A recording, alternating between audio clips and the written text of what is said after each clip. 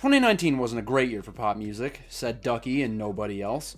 And being the random weirdo who shoots for a third list every year, it made it challenging to form a third list that could even hold 10 songs I haven't already talked about. Top 10 weird songs? Too many made my lists, and Trampoline is weird as shit in the scheme of pop hits, goober. Average? Nothing was average. Pointless? There were points to be made about every song. Even random Taylor Swift single had to drive home the point of homophobic suppression sucks. Trust Taylor. She gets it. The original idea was the top 10 most satisfactory songs of 2019. Yeah, that would have been really interesting to talk about. Instead, I noticed a trend that pleased me. Songs would enter the Hot 100 that were just all-out awful, and I'd resign that the year was mutating into the truest of nightmares. But then they'd fall away before becoming an arbitrary hit as strong as number 40. 2019 was a great year for throwing away terrible music before it infected the charts. 2019 was the year of the non-hit, disposable music. Gone with the Wind, and it couldn't be better. So today, we're going to explore music much worse than my standard end of years. You'll be shocked, mortified, and appalled at how bad it can truly get. And it's fun because I get to get mad some more. Hooray! Before we get into this wonderful idea for a list nobody has ever thought of doing, it's important to document the experience so the rest of you will know whether to embark on such a journey. Don't do this. This was miserable. Maybe it wouldn't have been so bad if I started gathering my thoughts earlier or a week at a time, because going from one debut at a time in order was killing me slowly. Did you know there were album bombs from 21 Savage, Future, DaBaby, Gunna, Summer Walker, NBA Youngboy, and like 10 other artists whose albums I would never seek out? Did you know that all reggaeton sounds the same and uses the same lame-ass beat?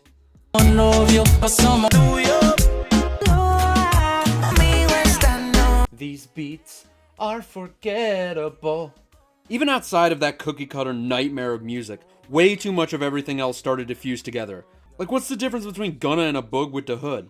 I don't fucking know. The shit was in one ear and dead before it left my head. Lots of bad music out there is the gist of what this project entailed. But what does a non-hit entail?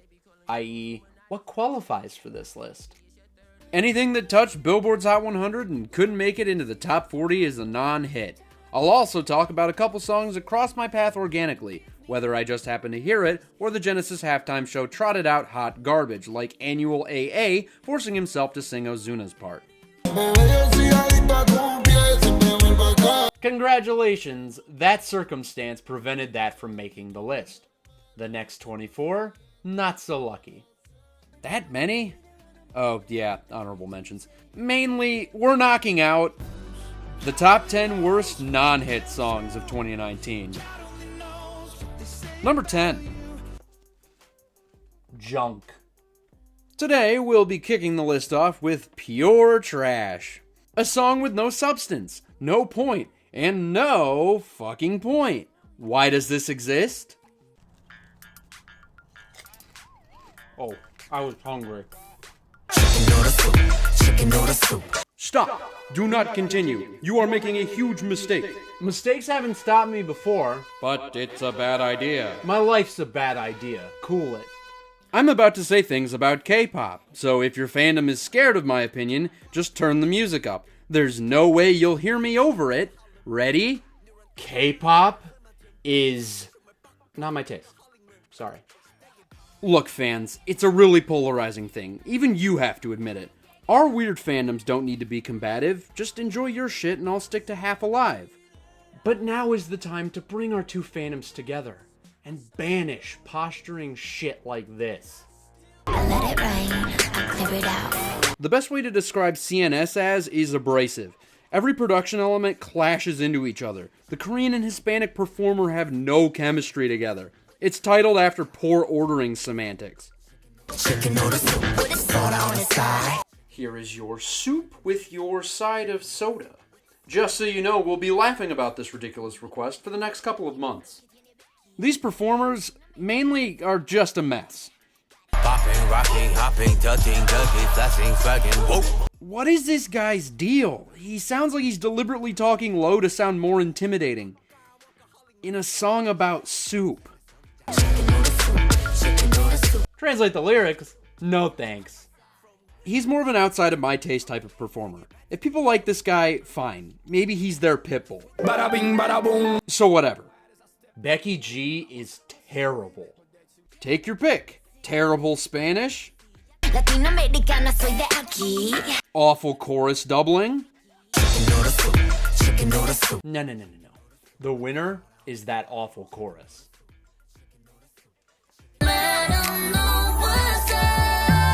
Oh God, who sabotaged who?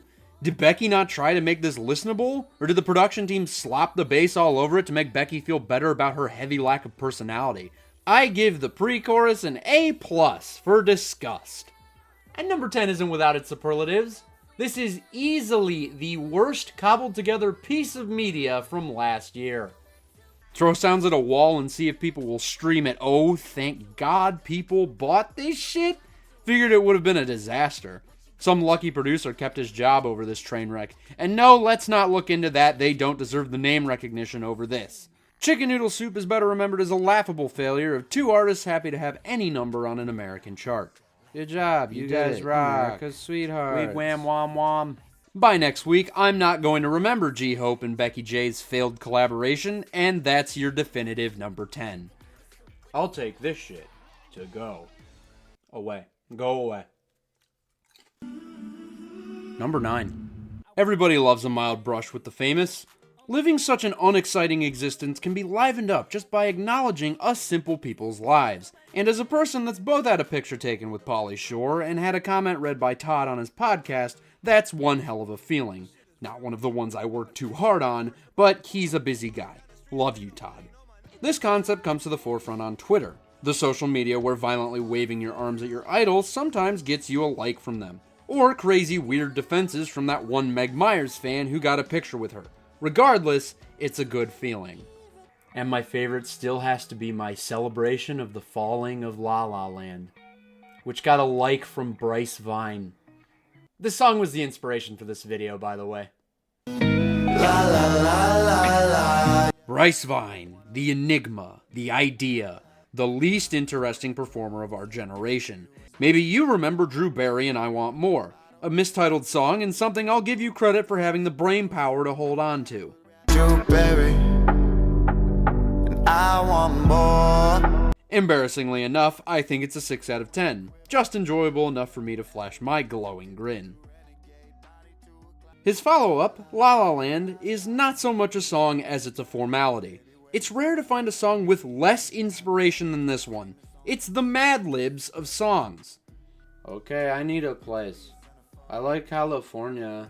Waste your time with me in California. Festival. How about Coachella?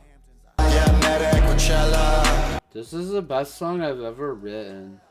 It's just so generic. Every element is a flatline. Bryce sounds like this was the last thing he had to record in a 16-hour day. The guitar is so lazily mediocre, it's constructed like a Minecraft house when you start a fresh server. Walls out of dirt, floor out of dirt, and I don't think there's a pica equivalent to songwriting. Fucking look at this lyric video! I have never seen two humans so bored in my life. At least park the car and do something. Fuck with me, girl, I look like bass. And then there's this clown, real man of the ladies. What I know snakes, the mother niggas full of game. At least there's energy, but this guy is fucking nuts. It's like he thought he was on something way more upbeat, or shameless. So GY sounds like he sat down, spit this, and threw the money he earned at strippers.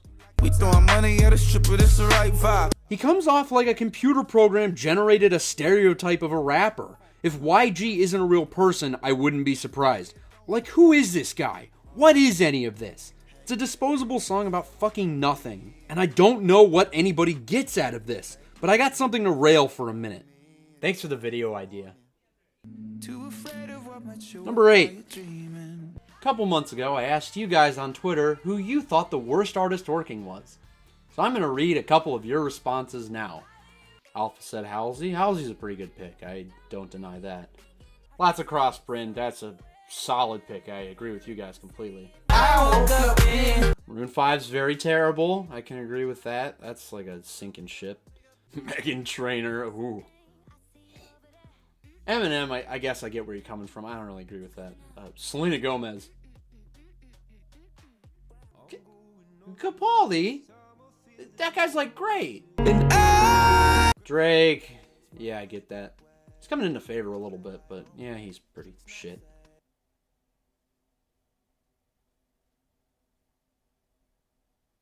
I respect all of your answers. Thank you for your input, but I gotta give credit to JMG. He got it right. We are now 7 years after hashtag selfie was a thing. If you would have told a 20-year-old Ducky those two shitheads would have a continued career of collaborations with many hot up-and-comers, I would have found the closest hybernetic stasis chamber and had a neat little nap until 2030. I've even had a singular song make a best list, and I still wish they never existed, because Paris was a fucking fluke. This is why I couldn't be more proud of 2019's hit-rejecting powers, because they had 4 songs fail to breach the top 40. And we're going to talk about all of them from best to worst. Ready? We all got expectations. This feeling is almost a perfectly ignorable song. There's no repulsive drop like the other 3. It's also almost like it's just another friendly old pop song. I wouldn't even be talking about it, except it's just fucking closer again.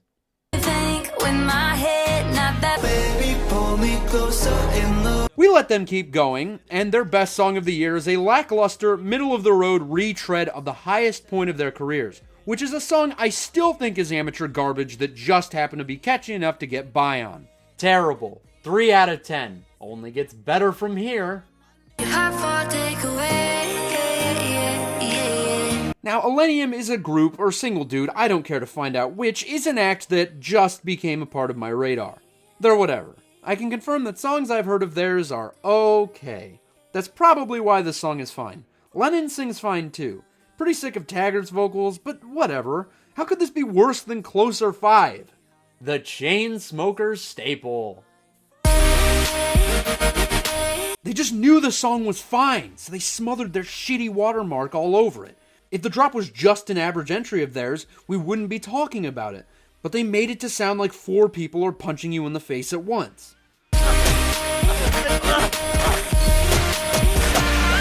Fuck, that's bad. Brought this one down to a 3 out of 10 too. What's next? That's too many seconds of summer. I used to be fine with the Sauce. They were never the worst thing in the world. But 2019 was their breaking point. Like, what is this?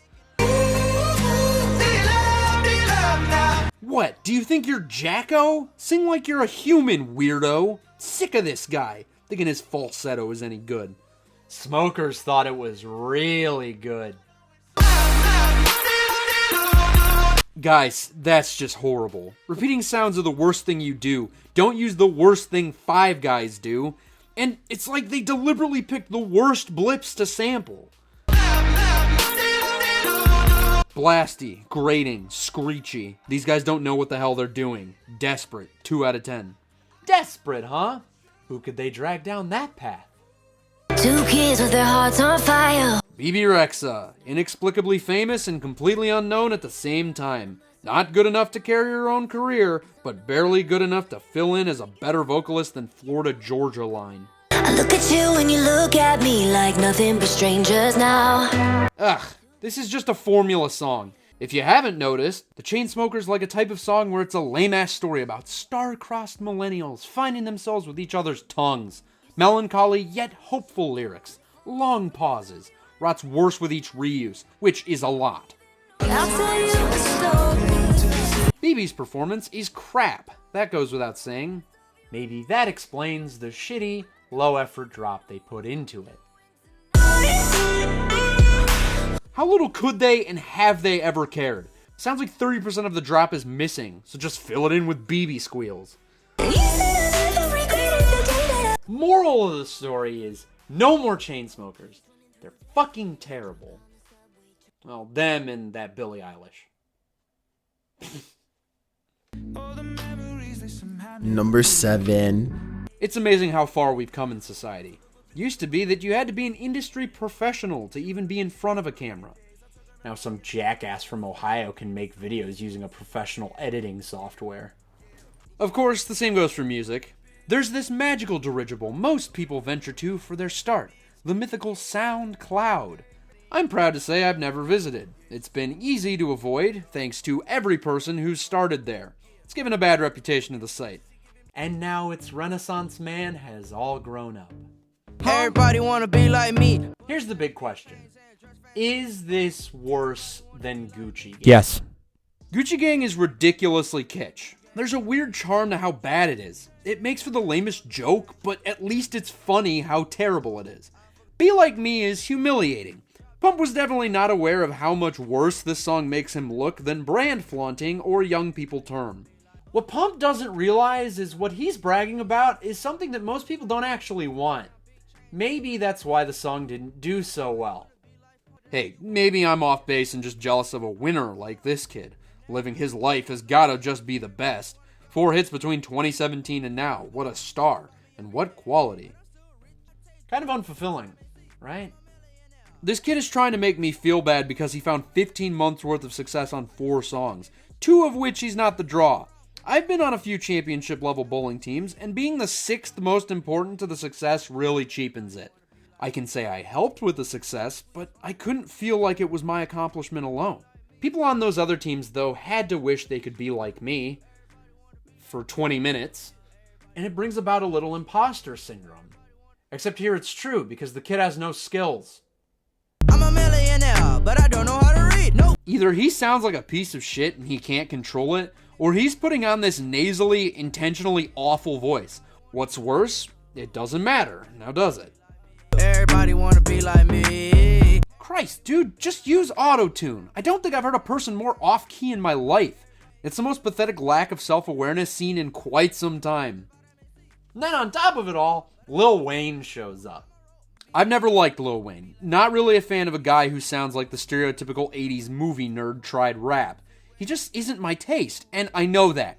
But here, And ain't none like me, Mr. Dwayne Carter only got one ID. Lil Pump's shittiness has made Wayne into the best rapper I have ever heard. This is the minimum he could have put in, and he sounds like peak Chance in comparison to Dump. And who wouldn't want to be like Wayne? That man is a legend, in terms of celebrities. I'd love to have the success and status and puss that guy has. I'd love to try to tell the girl I'm picking up the opposite. Hey baby, what do you do for a living? Oh, I'm the Gucci Gang guy. Okay, nice to meet you, Gucci guy. I'm actually pretty mad at Lil Wayne, because this song has no reason to have a performance as good as Weezing's. I'm not even that willing to call it good on its own, because it might be suckish in a real song, but it's too much for this carnival attraction. Feel Like Me is like staring at a sideshow freak. To think it's a real piece of music is an insult to all artists and music listeners. Hope you get to be like me soon, Pump. Lame-ass joke on the internet. Number 6. Uno, dos, no tres, y tato. Is this real? Big chop knock a nigga out zapatos. Wow. That is so offensive, I'm speechless. Hit it from the back, then I tell her no mas. So let's get the obvious out of the way. This is a race and ethnicity nightmare. AMJ is just another LA kid looking for a fruitful career, and he scraped the bottom of the Hot 100 with potentially the least self-aware appropriation of another language. And he did it in record time. This is the shortest song to make the Hot 100 in 2019, and he still managed to pack it with so much first-week Spanish one-word play, you'll question how he's actually not Hispanic. I beat the pussy out like a piano. No, we're moving on. Fuck this noise. Don't listen to this. You'll thank me later. Number 5. If you're keeping score at home, I think that the next 5 songs are worse than Taki Taki. Not like it matters to anything, I'm just saying that I think these are the worst 5 songs of 2019. If you care, wink, worst 5. Now I'm going to talk about something completely unrelated. Prostitution. Sometimes referred to as the oldest profession, is a trade of money for sex. There's horrifying moral ramifications, illegal activity in most places, and even health risks. It's a vice for some, an inability to connect with real people, and an easy out to feel some artificial love. We aren't here to criticize randos, that's their business. We're here to shame worthless idiots for their lack in lyrical creativity. Personally, I think that prostitution can be defined in a broader sense more than an exchange of money for goods. I think Bartering also counts. She call me daddy, I don't even know her mama. That brings us to the concept of a sugar daddy, the well-off financially individual providing material goods to a partner for companionship. Notice that I didn't use the word sex because it's not necessarily just for fucking. It's like an incentive to be with somebody the other party probably isn't 100% attracted to. Is it right? Not really. Everybody's intentions are pretty jaded to keep up romantic involvement in this way, but humans aren't perfect, so it happens. That's why the truly fucked up actions we have laws to enforce. Yay, society! Today, I'm going to argue that daddy isn't tee-hee, jump on my dick and I'll buy you things. It's soliciting prostitution. She blew me, so I blew a bag on her fashion. Sex for designer bag. She gon' do it for some Dolce, Gabbana, Louis, Gucci. Oh, she's played to only be doing it for the material objects. If you can't make me come, then you can't come back. He's going to be taking his business elsewhere if you don't fuck good enough. No, business is too strong of a word. I meant stuff for sex. This is despicable. I get flaunting the sugar daddy thing as a byproduct of bragging about wealth, or maybe a satirical take on a misguided look at impractical love, but this was handled so terribly, it doesn't sound like any fun for the girls. Hey, it's Face. I got you that Supreme stapler you wanted. Get over here and do me. Wait too long and I'm giving it to some other chick. Well, as long as she can fuck good enough. Maybe answer the phone next time. Your call. Blue balls. Blue face. There isn't even pretense with the girl that she's doing it for anything other than the designer stuff. You might get Chanel, you gon' be alright. The privilege of doing Rich the Kid until he's blue in the face is the shit. Don't talk to him unless it's with his genitals. Line starts over here, ladies. Dream situation for you. This is your opportunity to be with the two most abysmal performers of the year. Luckily for me, they have the same problem, so I don't need to separate the criticism for both of them. They're both basically just yelling. There's no style to this song. It's musically just a louder, worse Tatiana with a premise that just made me wish some ball would come out of frame and hit both of them in the balls. Daddy. Just say no, ladies. Find a guy who cares about you and buys you the brands. Yeah, buy what you want. Just let me get 3 more credit cards first. Number 4. Fuck, I can't wait to vote. Shut up about politics. If you don't know, The 5 is a Fox News roundtable talk show. John Rich is a nobody, but he's a vessel to project the views and opinions of The 5 through music. He can sing and play a guitar, maybe. Mainly, he took the paycheck because this is what the song is about. Having a dialogue about current issues as a society keeps the hallmarks of a democracy. The everyday man has as much say in who runs the country as any other citizen. Shut up about politics. That very dialogue is superfluous. Nobody should talk about politics. Do you know who would really love this song? Russia. Nobody over there talks about politics, and they've had a perfectly fine running state forever, comrade. Hey, suppression is the first step to a complicit public. So if we don't talk about what's going on with the country, win-win for Disney's corporate news channel. A country full of memes and denial. Perfect. And now we've suppressed the facts from the public, we can now resign to a life of ignoring current events. Once we're immune to the constant shit-shoveling of the most dignified American, we start to believe it as the norm. No amount of impeachment, tweets, or any footage showing this moron even talking seems mundane. We become indoctrinated into a system of resigned acceptance. Things aren't that bad. He can't be that awful. Never shut up about politics. Never stand for a criminal leading your country into the ground. We have a chance to be heard. Vote in November. Fuck you, The 5. Number 3. My top 3 are not songs the average music listener would consider to be the worst songs of the year. They're just all flounderers I've talked about before. We all have our enemies, right? Hey, remember that time I ragged on the Chainsmokers for their 4 songs? Yeah, those were bad. But there's something less aggravating about 4 failed attempts at success. Maybe one conceited piece of trite would have made me angrier. Like one little shit of a producer never stops being around here. With the face of a 12-year-old and the music of a shitty Club Cane DJ. Last alphabetically, but definitely least. You got plans tonight. I've started writing outlines for scripts like these. Hopefully they'll make me work faster. This is how this entry starts. It's fun to pretend that YouTube won't limit my ads by me showing it instead of saying it. A man can dream. Whoops. Have you ever opened a free music creation software and screwed around with the wackiest sound effects? That's Zedd's fucking career. We could cut it with a knife. The Chainsmokers are bad, but they don't piss me off the way this prick drops shitty song after shitty song to mild praise. Zedd may be the best producer alive. No, that would assume he does anything. I equate Zedd to rednecks, a gimmick to hang a stock beat around. And if you don't think that's an insult, put Cotton Eye Joe on repeat for an hour and come back to me. It was kitsch when they did it, and Zedd is pure kitsch now. And where's my hatred towards Shawn Mendes? It's nowhere. I'm a couple 100 miles from Japan and I... Lost in Japan is a charming, sparse little love song. Shawn comes off as genuinely charming, and it's a fine song. The Zedd Piss Take edition turns it into a sloppy, gross loser who's horny enough to blow some cash to do you, girl. His edition sullies something cute into something much more shallow. The original instrumentation fit, but this... You got plans tonight? Stop with the ticking clock, you worthless fucking hack. Now's as good a time to talk about Never Really Over, a much better than average Katy Perry song that had everything going for it. And why haven't I been able to talk about it?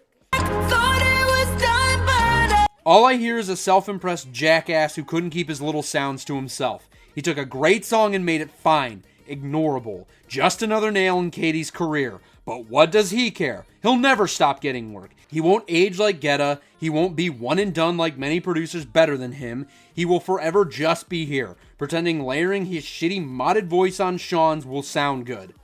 I was thinking I could fly to your hotel tonight. The man is a pure gimmick, from the repulsive drop to the squandering of a song that didn't need his soiling. To the new decade, more Zedd songs will give me more to talk about in all these years to come. Number 2. I'm just mad and out of disappointment.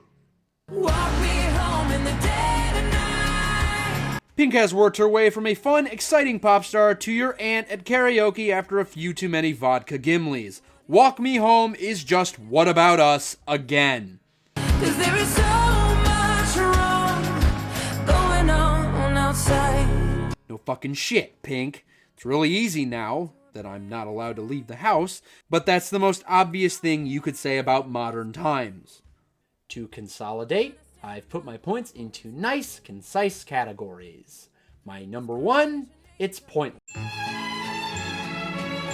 Let's say you turn on your favorite music source to hear some music, and 20-year-plus career pop singer Pink pops up with this bland, inoffensive thing that resembles music, but more or less farts along as something that sounds like the spineless crap Fergie would have made in 2006. What does this song make you want to do? So come on and show me how we're good. Well, thinking is out of the question. It's just a dumb pop song. Dance to it? Good luck. Respect it? Not the lack of effort era of Pink, we shouldn't. The song has no purpose. It wasted too much time being so inoffensive that radio loved it, and now I'm still writing about it. Pointless. Next bullet. 'Cause there is so much wrong going on outside. I think we can all attest to that. Trump, pandemic, generalized filth of earth. But we know. We don't need Pink telling us the same shit from 2 years ago. If this is the counter argument to shut up about politics, then maybe they're right. We need to be trying harder. How I wish the world was different. Oh yeah, Kesha didn't pull any punches about a shitty status quo. It can be done with passion. There's something in the way you roll your eyes. That's just a choice. Instead, you can make spineless, boring trite like this. Maybe it would have mattered more to society if it had an actual pulse. Pathetic, Pink. Pink, I'm talking to you now. We all want you to succeed. You're an inspiration to so many people. You need to find your voice again. Because this is low. My perception isn't going to improve if this keeps up. Funhouse and Before will seem like a fluke in management. Pink growing up will be like the deterioration of a titan into an elderly. My hate of every song is going to grow exponentially from here on out if this keeps up. You're better than this, Pink. Wake up. End this nightmare. And before we get to the biggest, baddest song of 2019, let's try static transitions for once. Look, if Disney slaps its name on something, I expect more quality. Not to say I expected the world from DCOM actors, but I assumed it'd be fine. The other song was fine, but this one is just... They got a sound numbered 1 to 50. Well, make your own judgment. What you doing with all that ass? Let me touch it. There's an art to what 21 Savage does with his ad-libs. This clown does not have a shred of talent to pull it off. I smack it when I fuck it. Freak. Fun fact, Megan Thee Stallion is the worst. That's all I'd like to say on the topic for now. I'm so tired of that song. Go away, you. Static. Is it easier to stay? Is it easier to go? You see, originally I was gonna make a big deal over the fact that these guys are slowly turning into Charlie Puth. And sure enough... I was honestly blown away the first time I came across the real version of this song. The one I heard on the radio all the time was the Charlie Puth remix. And now everything makes total sense. Holy shit. Get the hell out, Charlie Puth. If your mother knew all of the things that we do. Oh, you made your own trash last year, too. Hope her mom hears this and beats your bony ass. Talk to me, baby. There's some kind of irony in a man acting like so much of a ladies' man and sings like a 16-year-old girl. I just don't know what they want. This guy has forgotten what the song is about. Look at me, I'm such a badass gangster that spends the chorus talking about how he's in love with a girl. Extra fun fact, this guy is for sure the worst artist working. What a hack. Wow, a 5-finger death punch song about honoring our police and military. What the fuck, 2019. One Dance is 3 years old. Find something a little older and a little less shit to rip off next time. Did I really just forget that melody? Yeah, really hard melody to remember there, guy. This is awful. Just awful. Worthless. And because I have no plans to do an accompanying list, some songs that I discovered from this project. Mainly stuff that makes me... Very early in the process, this gave me hope it would stay just as fun as this. I'm living my best life. God, I love this goofy song. I love this because it couldn't be less apologetic. Tired of being patient. What the fuck you waiting for? When I grow up, you know what I want to be? Why was Time the single? Static! I've been searching. What does that mean, Nate? Like, no, seriously. Why the hell were they pushing out brain-dead shit like Lie when this man clearly oozes talent? I take back everything I said, Nate. You have my respect forever. Staticky. Pull my trigger, let me blow your mind. What if Kiwi by Harry Styles was just a touch worse? This song made collabs not a total piss take. Static. Baby, all day long. Triumphant. Static. Triumphant. Static. Took the rap beef and I killed it. Apathy has never sounded so good. Only thing I'm chasing is the Neros, dog. Straight up. Why take these ad-libs so seriously when you could sound less with it? 21's album also came very early in the process, and it was pretty alright. I mean, I couldn't tell you what it was called or any of the other songs off of it, but it was sure as hell better than Gunna's.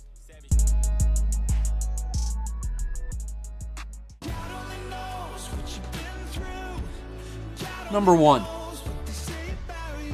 Pink was a trailblazer. The resurgence of pop divas in the early 2010s owe her for opening the market right up. Gaga, Perry, Kesha, all had it easy from Pink paving the way. Hell, she was competition during that time. The What About Us's and Walk Me Homes are the sad deflation of a long and fruitful career. To think Kesha will be at this point in 2030 scares me to no end. Pink built such a reputation that Walk Me Home having the guff to be a part of her charting songs is insulting, and most of all, disappointing. She's lost sight of her strengths. And that's the sad part. For Pink, it took 18 years. For Imagine Dragons, it took 7. But I'm a bad liar. Remember when Imagine Dragons was like a rock band? Like, instead of sounding like Dan Reynolds, a synthesizer, and session musicians, there was this sound that was undeniably theirs, like a fucking band. Now I'm asking way too much, I know. Here are some examples of some better songs. Look, a guitar, drums. It all comes from a place of hate, but last thing last, it was an idea. If you found this to be the end, same argument. At least there's instruments. Even Zedd would be embarrassed with the lack of anything in Liar. Oh, that might be going too far. You know what? No, at least that song has 20 seconds of Muse. As long as you ignore the claps. Bad Liar sounds like the background of a UPS commercial, and not an edgy one. The one where they advertise their boringly stellar service. This is just rock bottom. Welcome to creative bankruptcy. Why even pretend this is a band? This is a pop venture, and the least ambitious. From slow, sleepy verses to a melodramatic everything else. Pathetic fluff. And what a waste it is. 2019. I'm honored you killed the success of all this worthless trash. Fuck you. If only every year got the memo. This concludes a decade, everybody. Well, till next month. How'd you guys like this? Fun? Want it next year? We'll see. Depends on how much reggaeton I can pretend to listen to. Here's a friendly reminder of my started decade lists. I will be closing those open-ended brackets soon. And subscribe for top 100 songs so I can finish that eventually.